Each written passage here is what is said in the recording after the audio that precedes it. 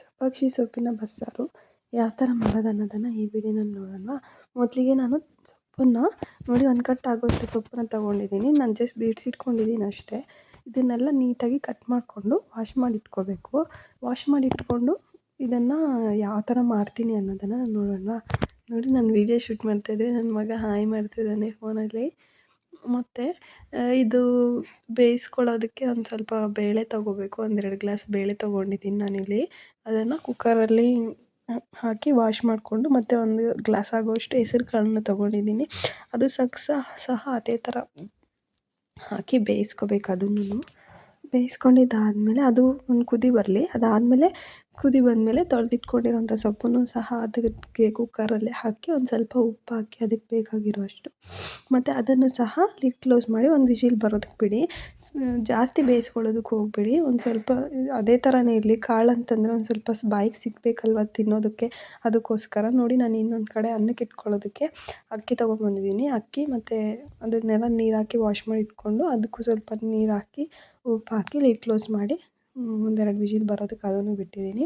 ಮತ್ತು ಇನ್ನೊಂದು ಕಡೆ ಸಾಂಬಾರಿಗೆ ಬೇಕಾಗಿರೋಂಥ ಇಂಗ್ರೀಡಿಯೆಂಟ್ಸ್ನೆಲ್ಲ ರೆಡಿ ಮಾಡ್ಕೊಳ್ತಾ ಇದ್ದೀನಿ. 1-2 ಬೆಳ್ಳುಳ್ಳಿ, 1-3 ಈರುಳ್ಳಿ ತೊಗೊಂಡಿದ್ದೀನಿ. ಇದನ್ನೆಲ್ಲ ಕ್ಲೀನ್ ಮಾಡ್ಕೊಬೇಕು. ಕ್ಲೀನ್ ಮಾಡ್ಕೊಂಡಿದ್ದಾದಮೇಲೆ ಮಿಕ್ಸಿ ಜಾರಿಗೆ ಒಂದು ಸ್ವಲ್ಪ ಬೆಳ್ಳುಳ್ಳಿ ಜಾಸ್ತಿನೇ ತೊಗೊಳ್ಳಿ, ಈರುಳ್ಳಿ ಕಡಿಮೆ ತೊಗೊಳ್ಳಿ. ಅರ್ಧ ಈರುಳ್ಳಿ ಸಾಂಬಾರಿಗೆ ಮಿಕ್ಸಿಗೆ ಹಾಕ್ಕೊಳ್ಳೋದಕ್ಕೆ. ಮತ್ತು ನೋಡಿ ಇಲ್ಲಿ ಕಾಳು ಸೊಪ್ಪು ಎಲ್ಲ ಬೆಂದಿದೆ. ಅದನ್ನು ತೆಗ್ದು ನಾನು ಬೇರೆ ಬಟ್ಲಿಗೆ ಟ್ರಾನ್ಸ್ಫರ್ ಮಾಡ್ಕೊಂಡಿದ್ದೀನಿ. ಅದು ಸ್ವಲ್ಪ ತಣ್ಣಗಾಗಲಿ, ಅದಕ್ಕೆ ಅದೇ ಥರ ಬಿಟ್ಟಿದ್ದೀನಿ. ಇಲ್ಲಿ ಮಿಕ್ಸಿ ಜಾರಿಗೆ ಒಂದು ಸ್ವಲ್ಪ ಬೆಳ್ಳುಳ್ಳಿ, ಈರುಳ್ಳಿ, ಕೊತ್ತಂಬರಿ ಸೊಪ್ಪು, ಒಂದು ಸ್ವಲ್ಪ ಸಾಂಬಾರು ಪೌಡ್ರು, ಒಂದು ಸ್ಪೂನ್ ಸಾಂಬಾರು ಪೌಡ್ರು, ಒಂದು ಅರ್ಧ ಸ್ಪೂನ್ ರೆಡ್ ಚಿಲ್ಲಿ ಪೌಡ್ರ್ ತೊಗೊಂಡಿದ್ದೀನಿ. ಮತ್ತು ಒಂದು ಅರ್ಧ ನಿಂಬೆಹಣ್ಣು ಗಾತ್ರ ಆಗೋವಷ್ಟು ಹುಣಸೆ ಹಣ್ಣು, ಒಂದು ಸ್ವಲ್ಪ ಜೀರಿಗೆ, ಒಂದು ಸ್ವಲ್ಪ ಕೊಬ್ಬರಿ, ಕೊತ್ತಂಬರಿ ಸೊಪ್ಪು, ಬೇಕಾದರೆ ಒಂದು ಸ್ವಲ್ಪ ಮೆಣಸು ಹಾಕ್ಕೊಳ್ಳಿ. ಒಂದು 4 ಕಾಳು ಮೆಣಸು ಹಾಕ್ಕೊಳ್ಳಿ, ಚೆನ್ನಾಗೇ ಇರುತ್ತೆ. ನಾನೇನು ಹಾಕೋಲ್ಲ, ಬೇಕಾದರೆ ಹಾಕ್ಕೋಬೋದು, ಆಪ್ಷನಲ್ ಅದು. ಇದನ್ನು ಗ್ರೈಂಡ್ ಮಾಡಿ ಇಟ್ಕೊಂಡು ಮತ್ತು ಇಲ್ಲಿ ಬಂದು ಒಗ್ಗರಣೆಗೆ ಪಾತ್ರೆ ಇಟ್ಕೊಂಡಿದ್ದೀನಿ ಸಾಂಬಾರಿಗೆ. ಮತ್ತು ಅಲ್ಲಿ ಪಾತ್ರೆ ಇಟ್ಕೊಂಡು ಅದಕ್ಕೆ ಒಂದು ಸ್ವಲ್ಪ ಎಣ್ಣೆ ಹಾಕಿ, ಸಾಸಿವೆ ಹಾಕಿ, ಒಂದು ಸ್ವಲ್ಪ ಕರ್ಬೇವಿನ ಸೊಪ್ಪು ಹಾಕಿ ಮಿಕ್ಸಿ ಮಾಡ್ಕೊಂಡಿದ್ದೆ ಕರ್ಬೇವಿನ ಸೊಪ್ಪು ಎಲ್ಲ ಹಾಕಿ ಇದು ಗ್ರೈಂಡ್ ಮಾಡಿ ಇಟ್ಕೊಂಡಿದ್ವಲ್ಲ ಪೇಸ್ಟು, ಅದನ್ನು ಸಹ ಅದಕ್ಕೆ ಹಾಕಿ ನೀರು ಹಾಕೋಕ್ಕೆ ಹೋಗಬೇಡಿ. ಒಂದು ಸ್ವಲ್ಪ ನಾವು ಯಾಕೆ ಅಂತಂದರೆ ಎಲ್ಲ ಈರುಳ್ಳಿ, ಬೆಳ್ಳುಳ್ಳಿ ಎಲ್ಲ ಹಸಿದೇ ಗ್ರೈಂಡ್ ಮಾಡ್ಕೊಂಡಿದ್ದೀವಲ್ಲ, ಅದಕ್ಕೋಸ್ಕರ ಅದರಲ್ಲಿರೋಂಥ ಹಸಿ ವಾಸನೆ ಎಲ್ಲ ಹೋಗಬೇಕು ಒಂದು ಸ್ವಲ್ಪ. ಅದಕ್ಕೋಸ್ಕರ ಅದನ್ನು ಒಂದು ಸ್ವಲ್ಪ 1-2 ನಿಮಿಷ ಅದೇ ಥರ ಆಯಿಲಲ್ಲೇ ಫ್ರೈ ಮಾಡಿದ್ದಾದಮೇಲೆ ನಾವು ಬೇಯಿಸಿಟ್ಕೊಂಡಿದ್ವಲ್ಲ ಆ ನೀರನ್ನು ಸಹ ಇದು ಸಾಂಬಾರಿಗೆ ಹಾಕ್ಕೊಂಡು ಚೆನ್ನಾಗಿ ಮಿಕ್ಸ್ ಮಾಡಿ ಸಾಂಬಾರು ಕಾಯೋದಕ್ಕೆ ಬಿಡಿ. ಮತ್ತು ಎಕ್ಸ್ಟ್ರಾ ಏನು ನೀರು ಆ್ಯಡ್ ಮಾಡ್ಕೊಳ್ಳೋಕೆ ಹೋಗಬೇಡಿ. ಬೇಯಿಸಿಟ್ಕೊಂಡಿರೋಂಥ ನೀರು ಇರುತ್ತಲ್ವ ಅದನ್ನೇ ಹಾಕ್ಕೊಳ್ಳಿ, ಸಾಂಬಾರು ಟೇಸ್ಟ್ ಚೆನ್ನಾಗಿರುತ್ತೆ. ಮತ್ತು ಇನ್ನೊಂದು ಕಡೆ ನಾನು ಮುದ್ದೆಗೆ ಇಟ್ಟಿದ್ದೀನಿ. ಮುದ್ದೆ ಮಾಡ್ಕೊಳ್ಳೋಣ. ಬಸ್ಸಾರು ಅಂತಂದರೆ ಅದಕ್ಕೆ ಬೆಸ್ಟ್ ಕಾಂಬಿನೇಷನ್ ಮುದ್ದೆನೇ ಅಲ್ವಾ, ನಿಮ್ಗೆಲ್ಲರಿಗೂ ಗೊತ್ತಿರುತ್ತಲ್ಲ. ಅದಕ್ಕೋಸ್ಕರ ನಾನು ಮುದ್ದೆ ಮಾಡೋಣ ಅಂತಂದ್ಬಿಟ್ಟು ಮುದ್ದೆ ಇಟ್ಟಿದ್ದು. ಮುದ್ದೆಗೆ 1-2 ಗ್ಲಾಸ್ ಆಗುವಷ್ಟು ನೀರು ಹಾಕಿ ಇಟ್ಟಿದ್ದೀನಿ.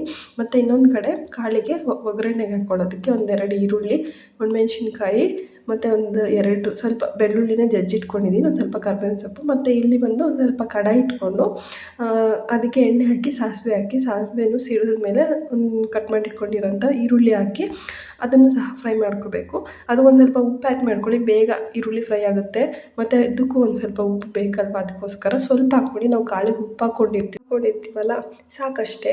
ಮತ್ತು ಬೆಳ್ಳುಳ್ಳಿ ಮತ್ತು ಒಣಮೆಣ್ಸಿನ್ಕಾಯಿ, ಕರ್ಬೇವಿನ ಸೊಪ್ಪೆಲ್ಲ ಹಾಕಿ ಅದು ಸ್ವಲ್ಪ ಚೆನ್ನಾಗಿ ಫ್ರೈ ಆಗಬೇಕು. ಮತ್ತು ಅದೆಲ್ಲ ಫ್ರೈ ಆಗುವಷ್ಟೊತ್ತಿಗೆ ಕಾಳಲ್ಲಿರುವಂಥ ಒಂದು ಸ್ವಲ್ಪ ನೀರಿನ ಅಂಶ ಇರುತ್ತಲ್ವ, ಒಂದು ಸ್ವಲ್ಪ ಅದನ್ನು ಅದೇ ಥರ ನೀರಿನ ಅಂಶ ಎಲ್ಲ ತೆಗೆದ್ಬಿಡಿ. ಅದನ್ನ ತೆಗೆದ್ಬಿಟ್ಟು ಈರುಳ್ಳಿ ಎಲ್ಲ ಫ್ರೈ ಆಗಿದ್ದಾದಮೇಲೆ ನೋಡಿ ನಾನೆಲ್ಲ ತೆಗ್ದಿಟ್ಕೊಂಡಿದ್ದೀನಿ. ನೀರಿನ ಅಂಶ ಎಲ್ಲ ಫ್ರೈ ಆದಮೇಲೆ ಅದಕ್ಕೆ ಒಗ್ಗರಣೆಗೆ ಈ ಸೊಪ್ಪನ್ನೆಲ್ಲ ಸೇರಿಸಿ 1-2 ನಿಮಿಷ ಸ್ವಲ್ಪ ಫ್ರೈ ಮಾಡಿದ್ದಾದಮೇಲೆ ಅದನ್ನು ಸಹ ತೆಗೆದು ಸೈಡ್ಗೆ ಇಟ್ಕೊಳ್ಳಿ. ಮತ್ತು ಇನ್ನೊಂದು ಕಡೆ ನಾನು ಮುದ್ದೆಗೆ ಇಟ್ಟಿದ್ದೀನಿ ಅಂತ ಹೇಳಿದ್ನಲ್ವ, ಅದು ಸಹ ಮುದ್ದೆಗೆ ನೀರು ಕಾದಿತ್ತು. ನಾನು ರೈಸ್ ಮಾಡಿ ಇಟ್ಕೊಂಡಿದ್ವಲ್ಲ, ಆ ರೈಸನ್ನೇ ಸಹ ನಾನು ಹಾಕಿ ಮುದ್ದೆ ಮಾಡ್ಕೊಳ್ತಾಯಿದ್ದೀನಿ ಇಲ್ಲಿ. ಯಾಕಂದರೆ ನನಗೆ ಟೈಮ್ ಇರಲಿಲ್ಲ, ಅದಕ್ಕೋಸ್ಕರ ರೈಸೇ ಹಾಕ್ಕೊಳ್ತಾಯಿದ್ದೀನಿ. ಮತ್ತು ನೀವೇನು ಕೇಳಬೇಡಿ, ರೈಸ್ ಜಾಸ್ತಿ ಬಾಯ್ಲ್ 2 ಸತಿ ರೈಸ್ ಬಾಯ್ಲ್ ಮಾಡಬಾರ್ದು, ನೀವು ಆ ಥರ ಮಾಡ್ತಾಯಿದ್ದೀರಾ ಅಂತಂದ್ಬಿಟ್ಟು. ನನಗೆ ಟೈಮ್ ಇರಲಿಲ್ಲ ಅನ್ನೋದಕ್ಕೋಸ್ಕರ ನಾನು ಈ ಥರ ಮಾಡ್ಕೊಳ್ತಾಯಿದ್ದೀನಿ. ಮತ್ತು ಇಲ್ಲಿ ಕುದಿ ಬಂದಮೇಲೆ 1-2 ಸ್ಪೂನ್ ರೈಸ್ ಹಾಕಿ ಒಂದು ಸ್ವಲ್ಪ ಉಪ್ಪು ಹಾಕ್ಕೊಳ್ಳಿ. ಉಪ್ಪು ಹಾಕ್ಕೊಂಡು ಉಪ್ಪು ಯಾಕೆ ಹಾಕೋದು ಅಂತಂದರೆ ಮುದ್ದೆ ಮಾಡೋವಾಗ ಮುದ್ದೆ ಗಂಟಾಗೋದಿಲ್ಲ, ಅದಕ್ಕೋಸ್ಕರ ಉಪ್ಪು ಒಂದು ಸ್ವಲ್ಪ ಜಾಸ್ತಿ ಹಾಕ್ಬೋದು, 1-2 ಚಿಟಿಕೆ ಆದರೆ ಸಾಕು. ಮತ್ತು ಇಲ್ಲಿ ಅದಕ್ಕೆ ಬೇಕಾಗಿರೋ ಅಷ್ಟು ಹಸಿಟ್ಟು ಹಾಕಿ ಒಂದು 5-10 ನಿಮಿಷ ಸ್ವಲ್ಪ ಬೇಯಬೇಕು ಅದು. ಬೆಂದಮೇಲೆ ನೋಡಿ ಈ ಥರ ಚೆನ್ನಾಗಿ ತಿರುಗಿಸ್ಕೋಬೇಕು. ತಿರುಗಿಸಿದ್ರೇ ಮುದ್ದೆ ಚೆನ್ನಾಗಿ ಬರೋದು. ಬಾಯಲ್ಲಿಟ್ರೆ ಹಂಗೇ ಗಂಟ್ಲೊಳಗೆ ಹೋಗ್ಬಿಡುತ್ತೆ, ಅಷ್ಟು ಚೆನ್ನಾಗಿರುತ್ತೆ. ಯಾರಿಗಾದ್ರೂ ಮುದ್ದೆ ರೆಸಿಪಿ ಯಾವ ಥರ ಮಾಡೋದು ಅನ್ನೋದನ್ನು ಏನಾದರೂ ಬೇಕಿದ್ರೆ ನಂಗೆ ಕಮೆಂಟ್ ಮಾಡಿ. ನಾನು ನೆಕ್ಸ್ಟ್ ಟೈಮ್ ಬರೀ ಅದನ್ನೇ ಎಷ್ಟೆಷ್ಟು ಮೆಷರ್ಮೆಂಟಲ್ಲಿ ಹಾಕಿ ಮಾಡ್ಕೋಬೇಕು ಅನ್ನೋದನ್ನು ಶೇರ್ ಮಾಡ್ತೀನಿ. ಮತ್ತು ನೋಡಿ ಈ ಥರ ಮುದ್ದೆ ಕಟ್ಕೊಂಡಿದ್ದೀನಿ ನಾನು.